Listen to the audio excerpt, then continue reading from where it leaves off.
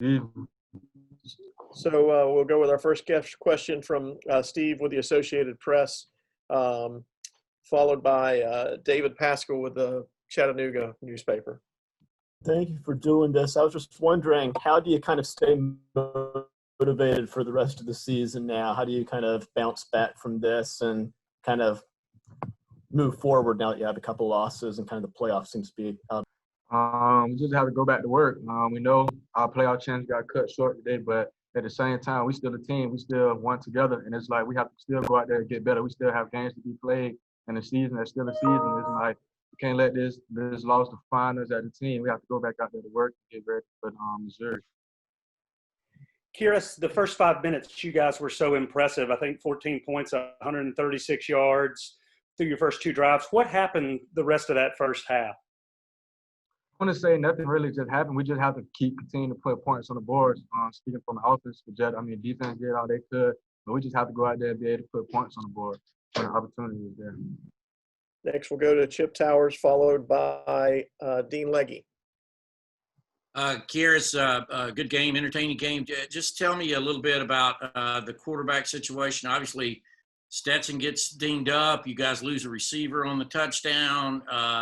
Dwan comes in. I mean, just how did you feel like the offense did overall, considering, kind of some injuries and issues at the quarterback positions? From the offense field, I feel like we gave it all we have, but I'll leave the quarterback question to Coach Mark. Okay, well, Kearis, how do you all get the offense going if you don't have the pass game that you kind of want? I'll leave that question up to Coach Mark as well. Next question will go to Mark Weiser, followed by Mike Griffith. Kearis, can you kind of tell me how DeJuan was in terms of when he came in the game the second time, knowing that he had a chance to run the offense and you guys needed some scores to come back? How was his kind of poise and demeanor?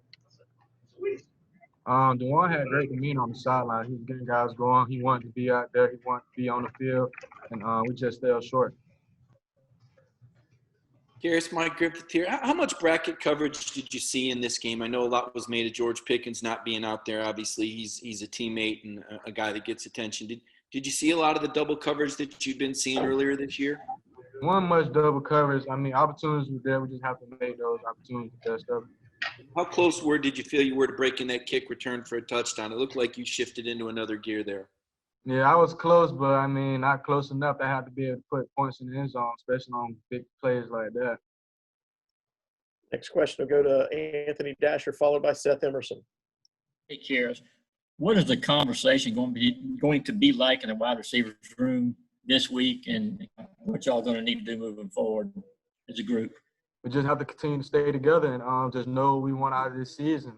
We know that we want to be able to go out there and be great, to show our identity just by making the plays when the opportunity comes to us. And we just can't let this game define us, even though like we have to not in the situation that we want to be in right now, but we still have games to be played. Like, it's still plays out there to be made. Kearis, you mentioned show your identity. I'm not sure what I can say what your identity is in offense right now. Do you, and how would you describe it, for better or for worse? All I can say is from that question being asked is that we're not going to give up. We're just going to keep fighting, just going to keep motivating each other, stay keeping a positive attitude, just keep going to work, and just keep working. Next question will go to Jake Rowe, followed by Brandon Sudge.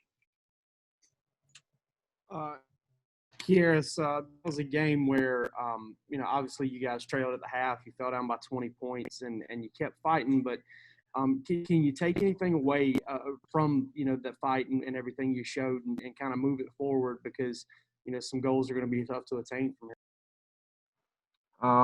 From this game, I'm learning a lot. I know that guys, like, we love each other. Like, we learn to fight. We faced a lot of adversity, but we just have to know how to respond to it. And we was trying to do that, but it's just we couldn't make too many plays. We couldn't get out. We couldn't extend drives. We just it was one of those days where we needed it, and some missed opportunities there. Hey, here in terms of the offense, like, do you feel like there's a little bit of like frustration on your end where you're either like right here to getting what you want or some players go down and like that's kind of a reason why you're not able to attain these goals that you have.